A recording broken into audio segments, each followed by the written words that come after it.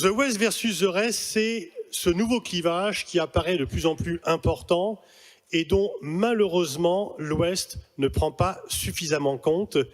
Et du coup, cela risque non seulement d'élargir ce fossé, mais également d'être encore plus coûteux pour l'Ouest. Quand on ne reconnaît pas les situations, le prix à payer est beaucoup plus lourd.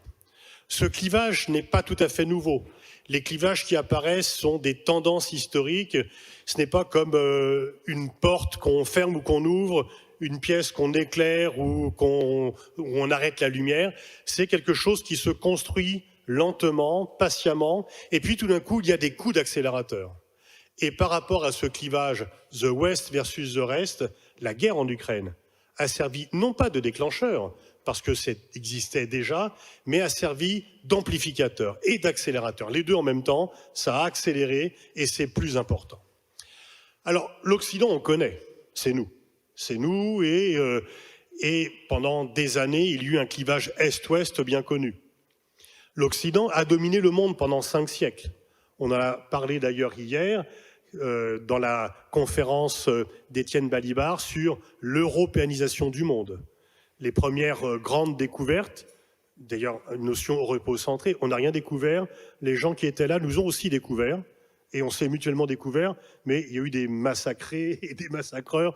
Mais en tous les cas, depuis les grandes découvertes selon les Occidentaux, l'Europe a conquis le monde et le monde a été occidentalisé. Lorsque l'Europe, par 2 guerres mondiales, s'est lancée dans un suicide collectif, ce sont les États-Unis qui ont pris le relais. À la fin du XIXe siècle, le chancelier Bismarck, dont Guillaume II aurait mieux fait de ne pas s'en séparer, le chancelier Bismarck disait « Les relations internationales, c'est simple, il suffit d'être 3 contre 2, puisqu'il n'y avait que 5 puissances dans le monde, toutes occidentales, la Russie, l'Empire austro-hongrois, l'Empire allemand, la Prusse, la France et l'Angleterre. » Et puis, après la Seconde Guerre mondiale, nouveau clivage, l'Ouest contre l'Est. Qu'est-ce qui définit ce clivage? C'est le rideau de fer, sur lequel Churchill avait alerté avant la fin de la guerre, sur lequel, dans un télégramme secret adressé à Roosevelt, sur lequel il a alerté publiquement à Fulton, le collège-université où le président Truman avait fait ses études, en disant que de Stettin sur les bords de la Baltique à Trieste en Adriatique, un mur de fer était tombé, derrière lequel on ne savait pas ce qui se passait. Et donc ce rideau de fer, marqué encore plus symboliquement par le mur de Berlin à partir de 1961, a fait ce clivage, l'Ouest contre l'Est, les Occidentaux contre le camp communiste. Dans les années 60, 70, 60, est apparu un nouveau clivage, un clivage nord-sud. Et c'est un Français qui avait découvert cela, qui a théorisé cela, Alfred Sauvy, un démographe, qui avait dit finalement, l'Est et l'Ouest, ce sont les notions, ce sont des pays industrialisés. Et il y a le Sud, qui lui n'est pas industrialisé, c'est l'échange inégal, ils vendent pas cher des matières premières pour acheter assez cher des produits industriels, et ce clivage nord-sud venait se superposer sur le clivage Est-Ouest. Il ne venait pas le remplacer, il venait se superposer. C'est ce qu'on a appelé le tiers-monde. Le tiers-monde, dans les années, comme il y avait le tiers-État, il y avait également le tiers-monde, qui est donc apparu de façon assez forte dans les 60, et que la décolonisation est venue numériquement renforcer, si ce n'est économiquement ou politiquement. Mais ce clivage nord-sud n'a jamais remplacé le clivage est-ouest, qui est resté toujours le clivage principal pendant toute la période d'un monde bipolaire entre le pôle de l'Ouest et le pôle de l'Est. Et pendant cette période, tous les conflits ramenaient à l'un des 2 pôles. Il y avait dans tous les conflits un protagoniste lié à Washington et un protagoniste lié à Moscou. La perestroïka, l'effondrement, l'implosion de l'Union soviétique, la fin de la guerre froide au sens large, eh bien, a fait que ce monde bipolaire a disparu et qu'il a été remplacé par un monde qui est encore aujourd'hui en reconstruction. Un monde dont les Américains ont pensé, en faisant un calcul assez simple, on avait un monde bipolaire, il y a un des 2 acteurs qui n'existe plus, donc le monde est devenu unipolaire, tant mieux, puisque en fait nous avons des vertus universelles, des valeurs universelles, personne ne doit avoir peur de nous, comme le disait le président Bush père, qui était quand même un peu plus élaboré que son fils. Un seul pays domine le monde et tout le monde s'en réjouit parce que le monde a confiance en nous. Et cette croyance à un monde unipolaire a conduit les Américains à faire quelques erreurs, dont la guerre en Irak, qui a ponctué cela. Et donc, il y avait un Ouest triomphant qui pensait que plus rien ne s'opposait. C'était, selon un auteur américain d'origine japonaise, Francis Fukuyama, la fin de l'histoire au sens hegelien du terme. Tu vois que je peux aussi faire des références philosophiques à Philosophia. La fin de l'histoire au sens hegelien du terme, puisque comme il n'y a plus d'opposition, comme il n'y a plus que la bataille idéologique a été gagnée par l'Occident, il n'y aura plus de conflit. Comme vous le voyez, cette prédiction ne s'est pas avérée extrêmement exacte, mais Francis Fukuyama peut quand même continuer à être considéré comme un très grand penseur. Et en fait, en réalité, on a vu des poches de résistance parce que les gens n'acceptaient pas cette domination occidentale. Et puis il y a des échecs, comme la guerre d'Irak. Alors en fait, cette notion de West versus the Rest ne doit pas en masquer une autre, qui n'est pas le sujet, mais dont je devrais néanmoins parler, parce qu'un nouveau monde bipolaire est en train d'émerger, cette fois-ci, fait sur les relations entre la Chine et les États-Unis. C'est ce qu'on appelle le piège de Thucydide que vient faire l'auteur des guerres du Péloponnèse dans cette affaire entre Chinois et Américains. C'est que Thucydide avait écrit que Sparte, ne pouvant pas accepter la montée en puissance d'Athènes, a cru nécessaire, indispensable de faire la guerre pour empêcher la montée en puissance d'Athènes. Ce qui fait que les deux cités grecques, Sparte a gagné la guerre, mais a perdu la paix, puisque c'est Rome qui a empoché le tout. Et là, il faudra voir... la Première Guerre mondiale, c'est en grande partie parce que l'Angleterre ne peut pas supporter la montée en puissance de l'Allemagne, qui veut, y compris, la concurrencer sur le plan naval, ce dont Bismarck avait averti l'empereur Guillaume II, qu'il ne fallait surtout pas faire cela, et Guillaume II, dans une sorte d'hubris que l'on va voir à plusieurs périodes de l'histoire, pensait que non, il fallait montrer sa préférence et sa domination, et ça a entraîné, et l'Allemagne n'a jamais été la première puissance mondiale, ce qu'elle aurait dû être entre l'Angleterre et les États-Unis. Elle aurait dû servir normalement de puissance relais entre ces deux grandes puissances. Et donc oui, on voit bien que tout conduit à cette duel dont on a un peu parlé hier avec Didier, ce duel Chine-États-Unis, avec la différence, c'est que les économies sont interpénétrées, que c'est une Chine qui est globalisée. Mais ce duel Chine-États-Unis doit nous ramener au sujet de l'Ouest versus le reste. 15 mois que la guerre a éclaté en Ukraine, 15 mois de guerre, et il faut reconnaître que le monde occidental est resté extrêmement uni, y compris la Hongrie, qui a pourtant d'autres intérêts, accepte les sanctions occidentales par rapport à la Russie. Nous avons pris 11 trains de sanctions. Je ne sais pas où on va arriver, mais 11 trains de sanctions. Nous livrons des armes à l'Ukraine de plus en plus sophistiquées, selon d'ailleurs un rite assez connu. Zelensky demande, on dit non, et puis après il insiste, on dit oui, et on est passé de l'envoi par l'Allemagne de 5000 casques éléments défensifs à la livraison d'avions qui est en cours, qui viendra dans les mois prochains avec chaque fois donc une sorte d'ascension, mais sans jamais de participation directe d'hommes militaires, parce que nous ne sommes pas co-belligérants, c'est la fiction qui arrange tout le monde, qui arrange aussi les Russes. Nous ne sommes pas co-belligérants, sinon ça serait la guerre mondiale. Biden avait dit à plusieurs reprises qu'il ne ferait rien en cas d'invasion russe de l'Ukraine, et puis ensuite il a fourni des armes en quantité extrêmement importante, ce qui a dû surprendre Poutine, et si Poutine avait su cela, il n'aurait certainement pas lancé dans la guerre. Donc le monde occidental est uni, et il n'y a pas d'exception.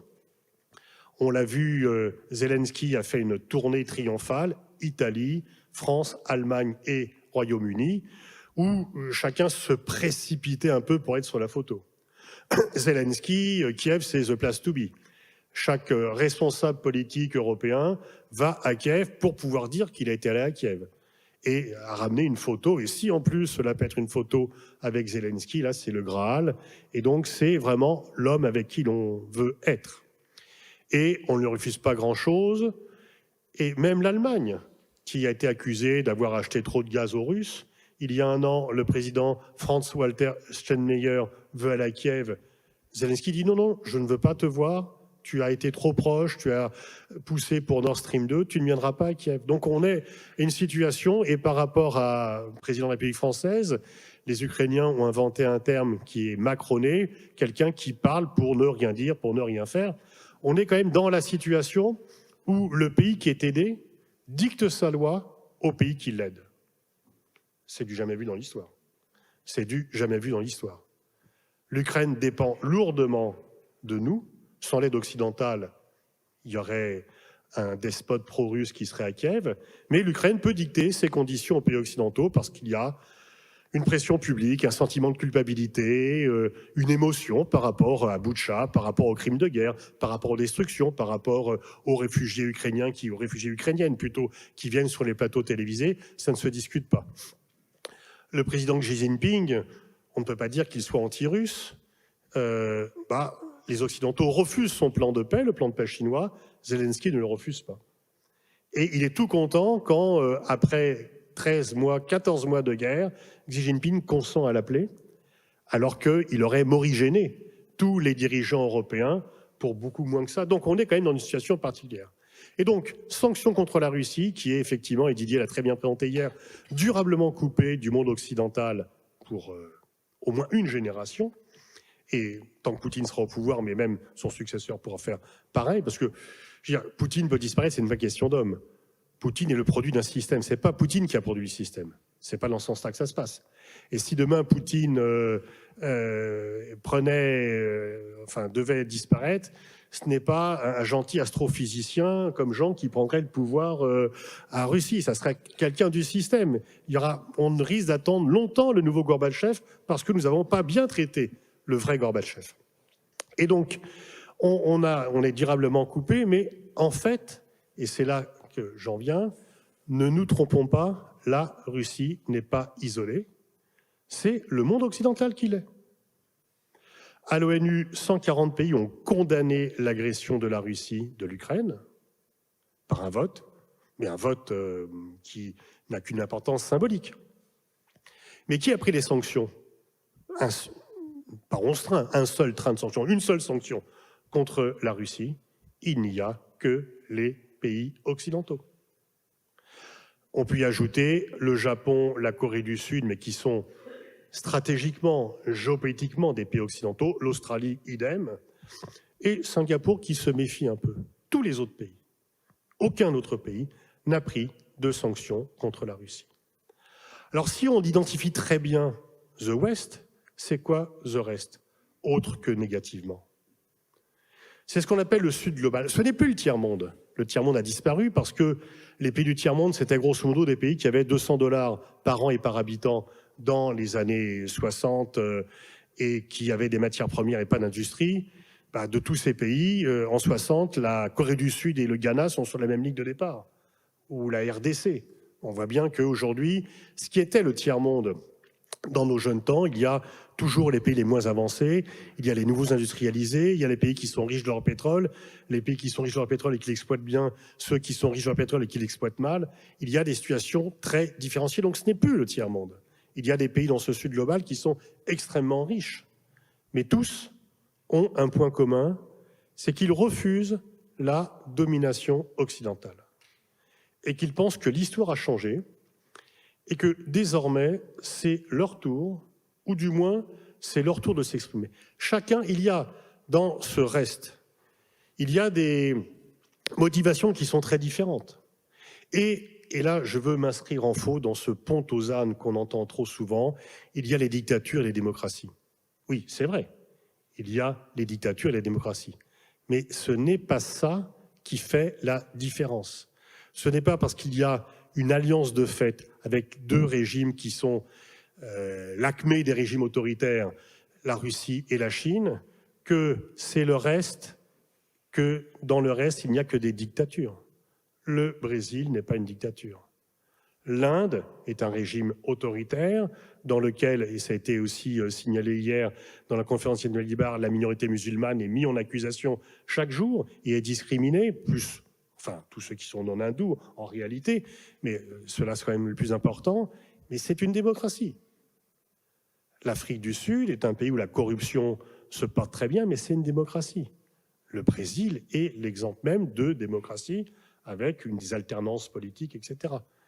Donc c'est un mythe convenable disons, pratique de dire que c'est les démocraties contre les dictatures. Non, c'est l'Ouest contre le reste. Et dans le reste, il y a des dictatures, des démocraties, des régimes autoritaires, des régimes totalitaires, des régimes... Il y a 50 nuances de régimes politiques qui sont très différents et que par paresse intellectuelle ou dérive idéologique ou par confort intellectuel, on qualifie de dictature. Ce n'est pas le cas. Si l'Afrique du Sud ne veut pas prendre de sanctions contre la Russie, c'est que les Sud-Africains et les peuples ont la mémoire longue. Les peuples ont la mémoire plus longue que les individus. Les Sud-Africains se disent, mais du temps de l'apartheid, où était l'Occident? Du côté du régime blanc. Où était l'Union soviétique? Où était Moscou? Du côté de l'ANC, de l'African National Congress. Et donc c'est une raison, et alors ceci a créé des liens, parce que beaucoup de cadres de l'ANC ont été formés à Patrice Lumumba, à l'université soviétique, et des liens entre les personnes, etc. Et donc il y a cette mémoire. L'Inde, donc démocratie imparfaite mais démocratie, elle achète du gaz à prix réduit à la Russie, qu'elle revend au prix du marché. Qu'est-ce qu'elle va s'embêter à prendre des sanctions? Elle n'a pas envie de se tirer une balle dans le pied. Par ailleurs, elle est équipée aux 2/3 pour son armée par la Russie. Alors elle sait les liens entre la Russie et la Chine est le problème de l'Inde. Mais elle se dit, si je me fâche avec la Russie, j'aurai plus les pièces détachées, et le temps de reconstruire un autre modèle d'armée, c'est au moins une génération, au moins 10-15 ans au moins. Et donc, si j'ai un problème avec la Chine et que la Russie me coupe l'approvisionnement en armes, je serai nu dans les champs, donc je ne vais pas me fâcher avec la Russie aujourd'hui. Et le Brésil se dit, bon, la Russie est l'ennemi des États-Unis qui nous ont emmerdés pendant des années à mettre des régimes militaires, à soutenir Bolsonaro, etc. Et en fait, si ça perturbe... Bon. Le Mali, il est protégé par Wagner. Le régime malien ne tiendrait pas sans Wagner. Et là, très pragmatiquement, le Mali vote avec la Russie parce qu'il est protégé par Wagner. Donc vous avez 10 000 raisons différentes de ne pas vouloir condamner la Russie.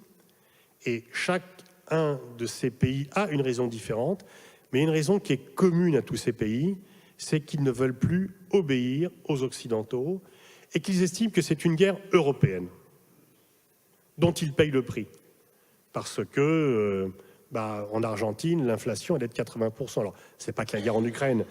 Les déboires de l'Argentine n'ont pas besoin de la guerre en Ukraine, mais dans bien des pays, nous, on se plaint d'une inflation à un chiffre, quand elle est à 2, voire des fois à 3 chiffres, et que les gens ont l'impression que c'est la guerre d'Ukraine qui fait ça. Elle n'est pas responsable de tout, elle contribue à ce type de malheur. Quand le prix de l'énergie augmente, et que du coup, on a du mal à se chauffer, à s'alimenter, etc. Donc tous les pays du Sud voient qu'ils payent les prix d'une guerre qui n'est pas la leur.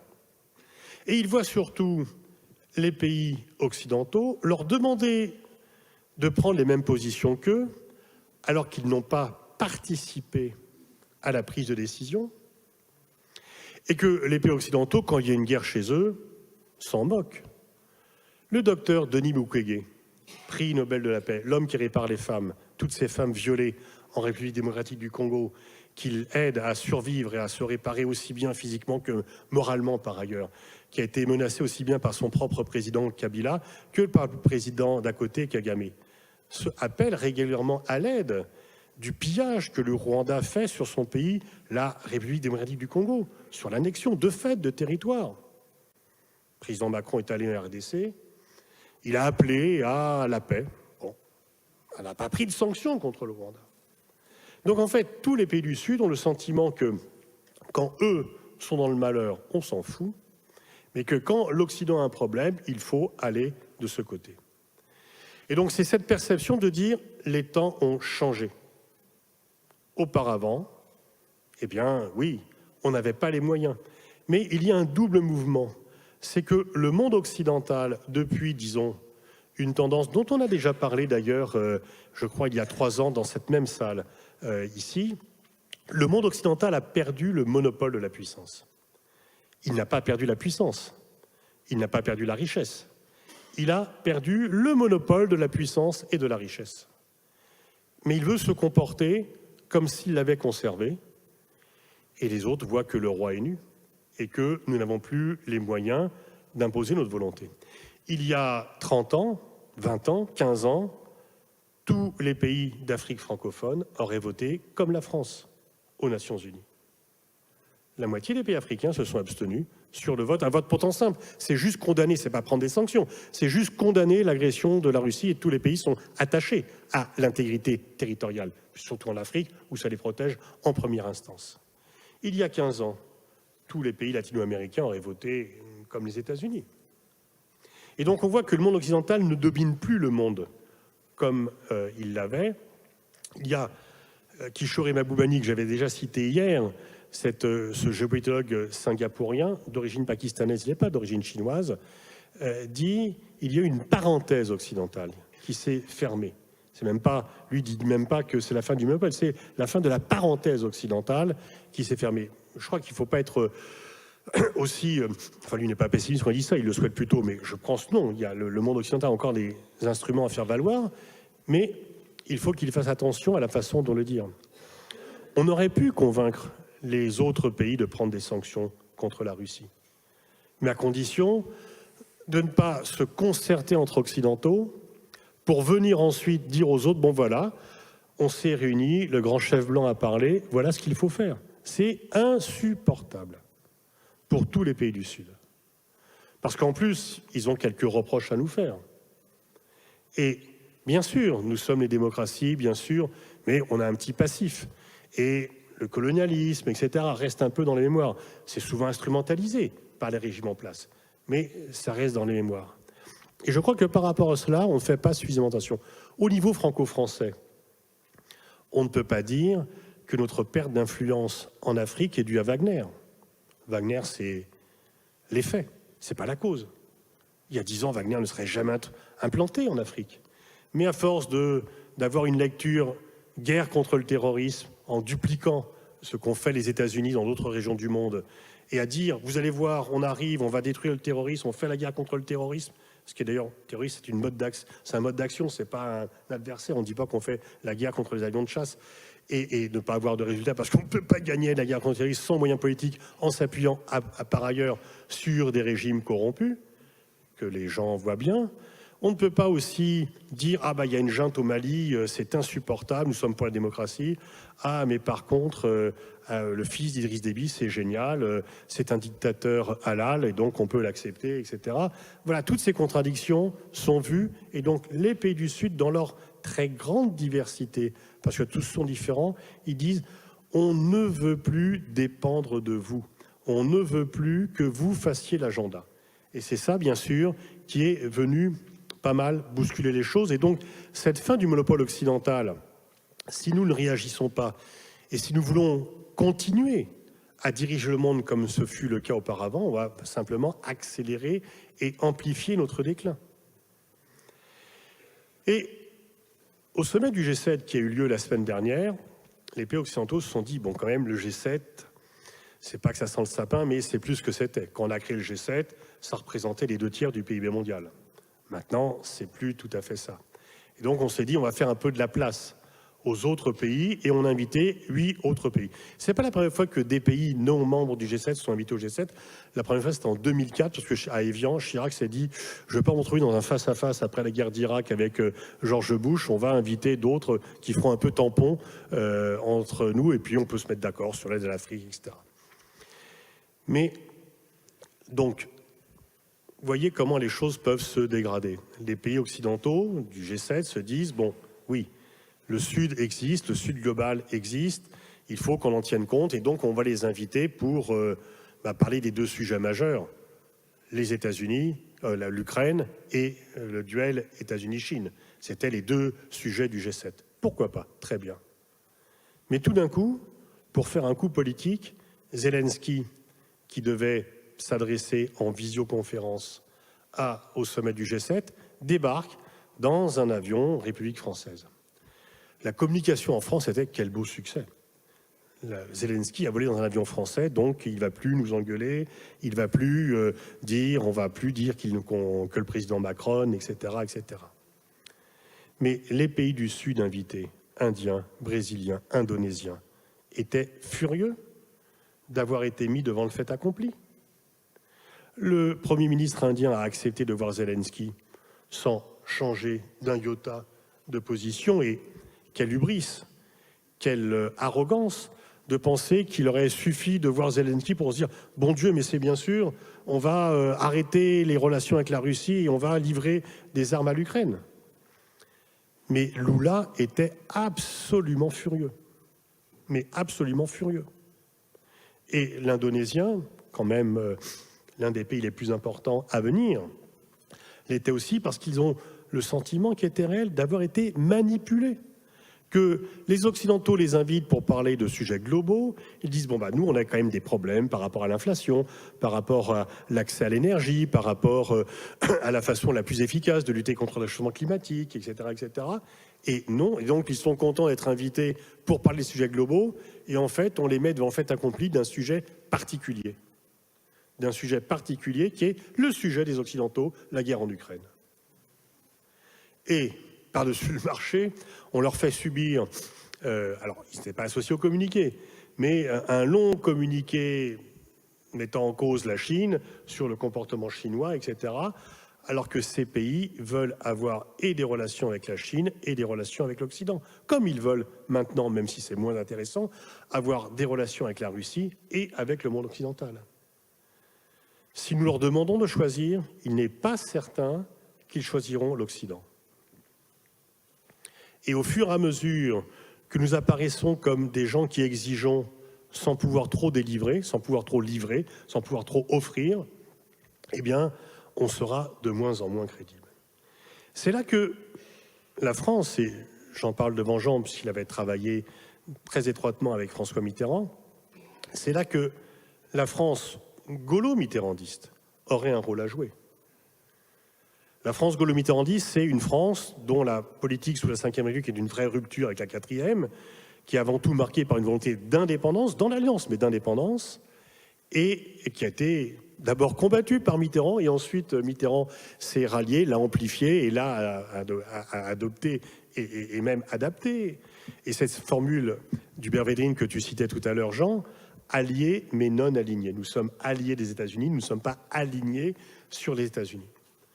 Le rôle de la France, et c'est pour cela que la France, pendant des années, a eu un poids supérieur à son poids réel. Il y a dans l'histoire des pays qui ont un poids supérieur à leur poids économique, leur poids démographique, parce qu'ils incarnent quelque chose, parce qu'ils représentent quelque chose, parce qu'ils donnent une direction, une piste. Et De Gaulle, le discours de Mexico, le discours de Phnom Penh sont effectivement des choses, mais en même temps, donc il défie les États-Unis sur le rôle du dollar, sur la guerre du Vietnam, mais crise de Cuba, mur de Berlin, il est là. Mitterrand, Euromissile, il est là. Mais après, guerre des étoiles, il refuse, et lui aussi va défendre le Nicaragua contre les intrusions dans les ports du Nicaragua des États-Unis. Et en fait, pendant très longtemps, la France a été le porte-parole de ceux qui n'ont pas de parole, le porte-parole des voix. La France est un pays occidental, évidemment. Nous sommes un pays occidental. Mais nous ne sommes pas que cela, et c'est justement comme nous sommes un peu ailleurs, un peu l'autre également, que nous rayonnons plus. Si la France cherche, pour faire court, à prendre la place des Britanniques comme meilleur allié des États-Unis, bah non, ça ne marche pas comme ça, parce que, le rôle est déjà pris. De toute façon, même le Royaume-Uni n'est plus tellement écouté.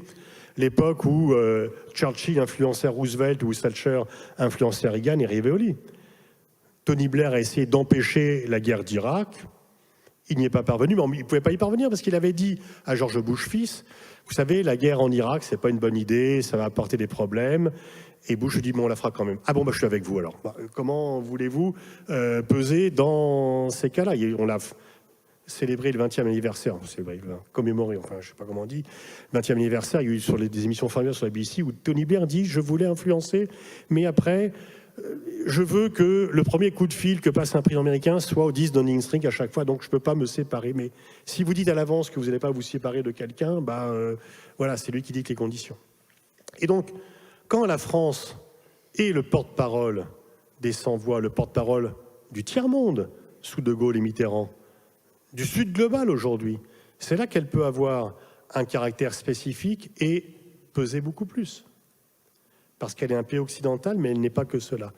Alors certains disent, oui, mais ça c'est une définition de la guerre froide, parce que durant la guerre froide, effectivement, le fait d'être un peu, finalement, chauve-souris, je suis oiseau, voyez mes ailes, je suis un rat, voyez mon pelage. On était occidentaux et pour les pays communistes, on était différents et des États-Unis et de l'URSS. Et pour les pays de l'Ouest, eh bien, on était un peu indépendants. Donc ça nous donnait une force particulière. On était les seuls à pouvoir faire ça.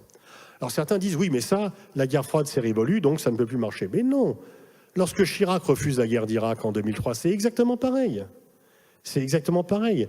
Et là, il allie le courage et la lucidité. La lucidité que Tony Blair avait et le courage que Tony Blair n'a jamais eu, en s'y opposant. Le problème, c'est qu'après, il est rentré dans le rang et qu'il avait tellement peur des campagnes de French bashing aux États-Unis que sa priorité a été la réconciliation avec les États-Unis. C'est là où la France, par rapport à ce double clivage, Ouest versus le reste, et Chine-États-Unis, que la France dans le premier cas, que la France et l'Europe dans le deuxième, a un rôle à jouer. On a un rôle à jouer parce que justement, on est encore, mais vous savez, la réputation, il faut la travailler, il faut l'entretenir. Quand on rentre dans les organes militaires intégrés de l'OTAN, c'est sûr que ça ne nous fait pas perdre notre indépendance. L'Allemagne était dans les organes militaires intégrés de l'OTAN en 2003, elle a refusé la guerre d'Irak, comme la France qui n'y était pas. Donc le fait de venir, comme l'a décidé Sarkozy en 2009, dans les organes militaires intégrés de l'OTAN, en tant que tel, ne nous fait pas perdre notre indépendance. Mais la perception qu'on a le monde extérieur, c'est qu'on est un peu moins différent qu'avant. Et qu'on est un peu plus banal, qu'on est un peu plus comme les autres. Et que ça marche moins bien.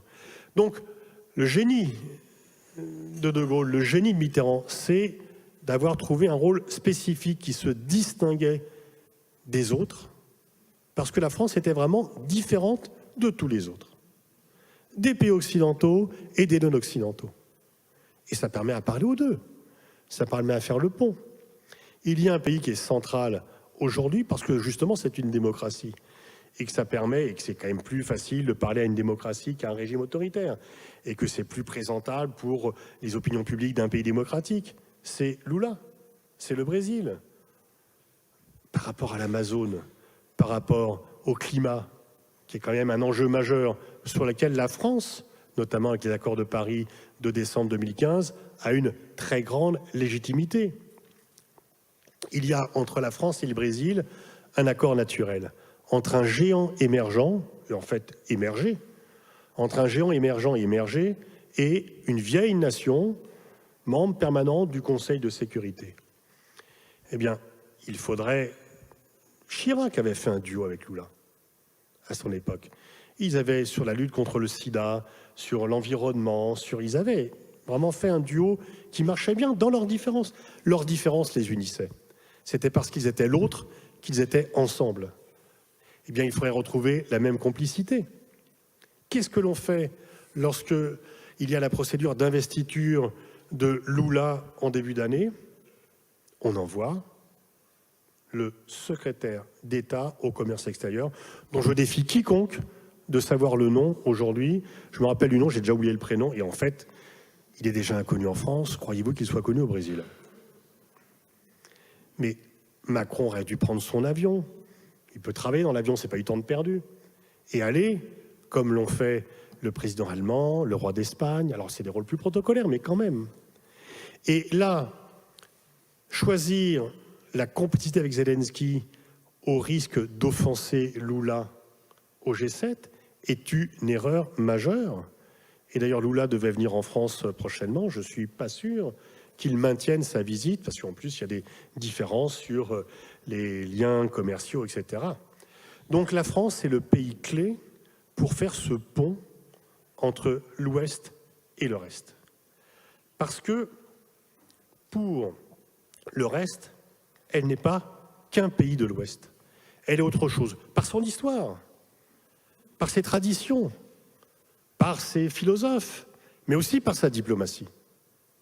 Elle a toujours, depuis 1958, fait entendre une musique différente, une musique alliée mais non alignée. On n'est pas anti-occidental, on n'est pas aligné. L'autonomie stratégique européenne, Elle ne s'oppose pas à l'alliance, elle s'oppose à la dépendance, ce qui est tout à fait différent. Et donc, il faut y travailler. Et en fait, aucune évolution géopolitique ne nous est naturellement favorable. Quand j'ai commencé à travailler sur les questions géopolitiques, dans les années 80, le PIB français était 4 fois supérieur au PIB chinois. Aujourd'hui, c'est l'inverse. Aujourd'hui, c'est l'inverse.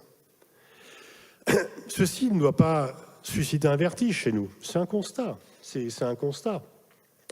La France est désormais, quand j'ai commencé à travailler sur les questions géopolitiques, la France était le 4e PIB mondial. Nous sommes le 7e. Et d'ici 10 ans, on sera le 10e. Ceci ne peut pas nous empêcher de bien vivre.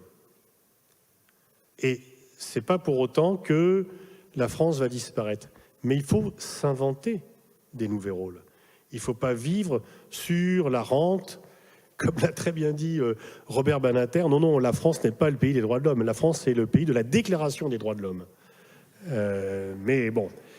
Mais pendant des années, on se disait, puisque je ne pouvais pas quand même ne pas parler de sport, on se disait, bon, on est le pays de Coubertin, donc on a le droit aux Jeux Olympiques. Enfin, les pays vont se précipiter pour voter pour nous, puisqu'on est le pays de Coubertin. Coubertin qui n'a jamais été soutenu par les autorités françaises par ailleurs.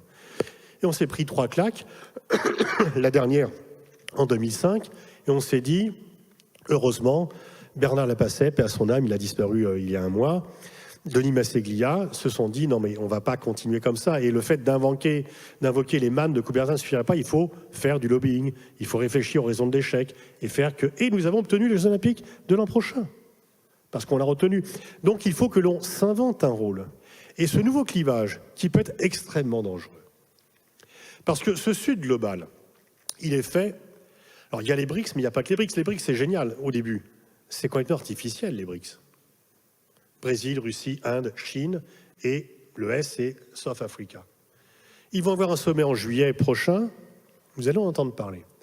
Et il y a plein de pays qui, toc, toc, toc, qui frappent à la porte des BRICS. Il faudra voir attentivement ceux qui acceptent, ceux qui le refusent.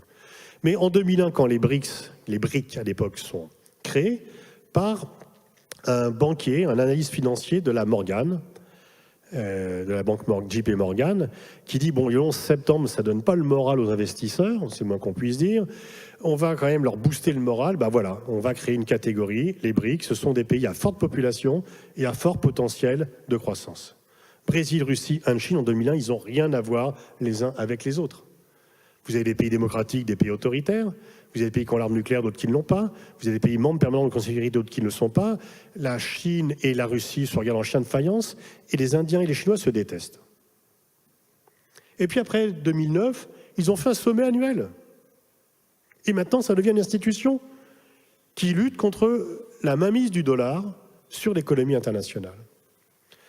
Les pays occidentaux sont shootés aux sanctions. En fait, quand vous avez un problème que vous ne voulez pas faire la guerre, vous prenez les sanctions.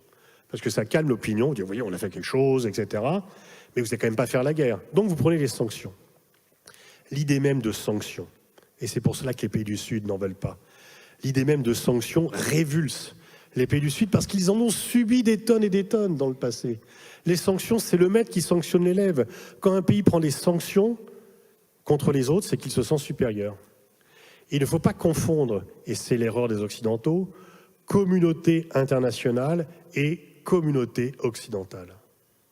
On a dit après l'annexion illégale de la Crimée par la Russie en 2014, ah, la communauté internationale a sanctionné la Russie. J'ai même entendu des journalistes de géopolitique dire ça. Mais non, la communauté occidentale a pris les sanctions. La même année, en 2014, Poutine est allé à Fortaleza, au sommet des BRICS. Il a été accueilli à bras ouverts par Dilma Rousseff et par les autres chefs d'État. Nous ne sommes plus le monde. Nous en sommes une partie. Et les autres existent. Et à force de prendre des sanctions, eh bien, les autres pays se disent, bon, on va échapper aux sanctions. J'ai reçu à l'IRIS les gens qui sont responsables du groupe SWIFT. Vous savez ce que c'est? C'est ce qui gère les échanges interbancaires. Vous avez tous fait appel à cela. Ils ne sont pas américains, ils sont basés en Belgique. Et pour des raisons, je pense, de climat, l'état-major est en Irlande. Mais je pense que c'est uniquement pour des raisons climatiques, j'imagine. Donc, ils sont basés en Belgique et ils sont venus nous voir, ils sont très inquiets des sanctions, parce qu'on a sanctionné les banques russes qui n'ont plus accès au système SWIFT. Ben, qu'ont fait les Chinois? Ils ont créé un système différent, alternatif. Si cela continue, le dollar va perdre son rôle de monnaie internationale. Il y a des Américains qui commencent à s'inquiéter de cela. Parce qu'à force de prendre des sanctions, ben, qu'est-ce qui peut unir les BRICS? C'est la dédollarisation de l'économie internationale. Parce que le Brésil est une démocratie, mais il a le même intérêt sur ce point que les Chinois. Et tous ces pays ne veulent plus être soumis à d'éventuelles sanctions de la part des Occidentaux, parce qu'ils considèrent que ce n'est pas juste, que ces sanctions sont prises une fois encore. Ce ne sont pas nos valeurs. J'entends trop souvent, les pays du Sud refusent nos valeurs. Non, ils refusent notre application sélective des valeurs que l'on proclame. Nous condamnons l'acquisition de territoires par la force dans certains cas, nous fermons les yeux dans d'autres cas. Nous célébrons certaines dictatures et nous en condamnons d'autres. Et le monde a changé. Et il y a un élément extrêmement important sur lequel je voudrais revenir, qui montre que le monde a changé. Ce n'est pas seulement l'Amérique latine. Effectivement, auparavant, tous les pays se seraient alignés à les États-Unis. La doctrine Monroe, elle est morte et enterrée. Elle est morte et enterrée. L'Amérique latine a pris ses distances avec l'Amérique du Nord. Et tant que l'Amérique du Nord marchera par oukase et par injonction, ça ne sera plus possible.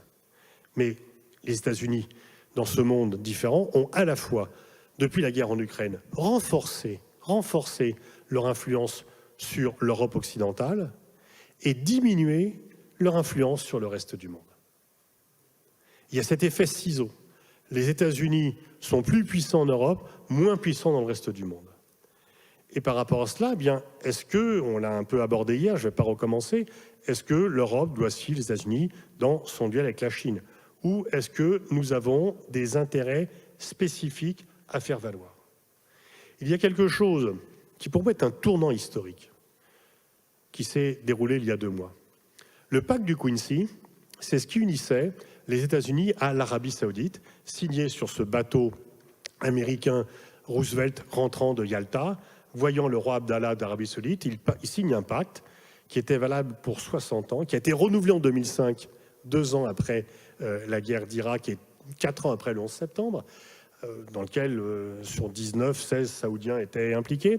Ce pacte du Quincy, c'est je garantis non pas la sécurité du pays, je garantis la sécurité du régime wahhabite, en échange de quoi vous fournissez du pétrole abondant et bon marché. Pourquoi la perestroïka de Gorbatchev a échoué? C'est que le pétrole était à 15 $. Parce que les Saoudiens, à la demande des Américains, ont ouvert les vannes du pétrole pour faire baisser les cours.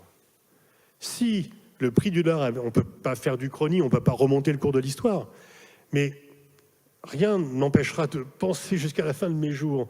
Si le baril avait été 30 $, Gorbatchev aurait peut-être réussi la perestroïka. Et peut-être que nous sommes dans un monde où on ne parlerait pas de guerre, on parlerait de partenariat, et l'autre aurait une notion très différente, puisqu'il n'y aurait pas autant d'altérité géopolitique qu'aujourd'hui. Mais donc les Saoudiens ont toujours respecté ce pacte. Là, vous avez le prince héritier, qui est le véritable homme fort du régime, Mohamed Ben Salman, qui a une très mauvaise presse parce qu'il a fait assassiner un journaliste saoudien qui était opposant, qui est rentré dans le consulat saoudien à Istanbul pour des papiers et qui est ressorti en plusieurs morceaux. Et donc, ça a un peu irrité la presse de Washington. Et là aussi, d'ailleurs, on voit le double standard. C'est qu'à chaque fois qu'on parle de MBS, on parle de l'assassinat de Jamal Khashoggi. On ne parle jamais des 100 000 Yéménites qui ont été tués par les bombardements saoudiens. Mais là, il y avait quelqu'un qui était un insider, qui était très introduit dans le paysage géopolitique et donc qui compte plus. Toujours est-il que Biden, qui contrairement à Trump, met les droits de l'homme comme priorité, dit « je ferai de MBS un paria ». Survient la guerre en Ukraine, augmentation du prix du pétrole, il s'est dit quand même, il ferait lâcher un peu de l'Est, parce que les Américains, bon, certes, on exporte du pétrole, mais enfin, quand le prix du gallon augmente, les Américains, ils votent mal, quoi, ils votent pour l'opposition. Et donc, toute honte bue, il va voir le paria, il va voir MBS à Riyad. L'homme qui devait être un paria, il va lui faire un chèque et lui demander, très poliment, très gentiment, d'augmenter la production de pétrole pour que les cours baissent un peu.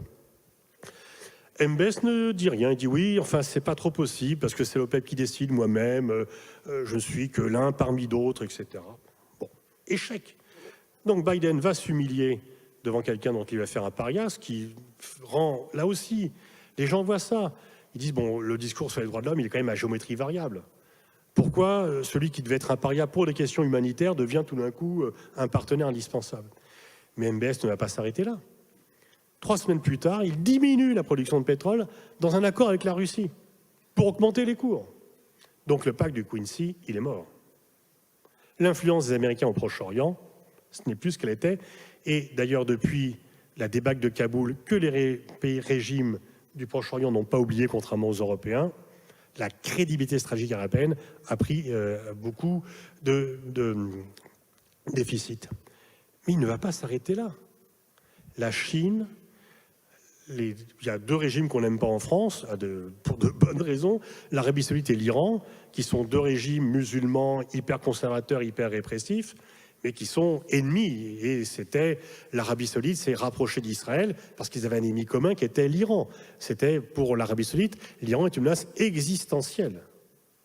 Et tout d'un coup, l'Iran et l'Arabie Saoudite ont repris leurs relations diplomatiques. Comment? Après une médiation chinoise. La Chine est devenue un acteur proche-oriental. Et là, qu'est-ce que l'on entend? Que la Chine, ça serait bien, et Zelensky lui-même, si elle se mêle de la fin de la guerre en Europe, de la guerre en Ukraine. Donc vous voyez que la Chine étend son influence, parce qu'elle ne fait pas la guerre, elle propose des infrastructures, etc., qu'elle ne fait pas la leçon sur le régime. Elle ne va jamais dire « c'est pas bien ce que vous faites », etc., parce qu'elle s'en fout. Mais que, voilà. Donc en fait, oulala, il n'y a plus de temps pour les questions, je vais accélérer un peu la fin de la première heure. Donc en fait, ce fossé entre l'Ouest et le reste qui est déjà grand, il est de notre intérêt qu'il ne s'élargisse pas. Et nous avons intérêt à le faire, non pas pour le reste, mais pour nous. Parce que tous les pays n'agissent pas, on n'agit pas pour les autres. Notre intérêt à nous occidentaux est que ce fossé ne s'élargisse pas. Ce n'est pas l'intérêt. Et si on doit y contribuer, si on doit y travailler, ce n'est pas pour faire plaisir au reste, c'est pour défendre nos intérêts. Et donc, si on pense que l'on peut encore imposer nos volontés à des pays qui sont maintenant éduqués, parce que dans tous ces pays-là, il y a des gens qui ont fait des études, qui ont accès à l'information, qui ont des réseaux, etc., et qui voient très bien quand notre discours est hypocrite, quand nous mettons en avant des valeurs alors que nous voulons défendre nos intérêts. Si nous protestons contre la guerre en Ukraine, c'est des valeurs, mais c'est aussi parce qu'elle se déroule en Europe et qu'on a peur de Poutine. Il y a d'autres guerres qui font plus de morts ailleurs, qui nous font nettement moins réagir, au Soudan ou dans 10 000 pays. Le président du comité olympique à qui on demande d'exclure les athlètes biélorusses et russes dit « mais écoutez, il y a 70 pays dans le monde qui sont en conflit, je vais tous les exclure ».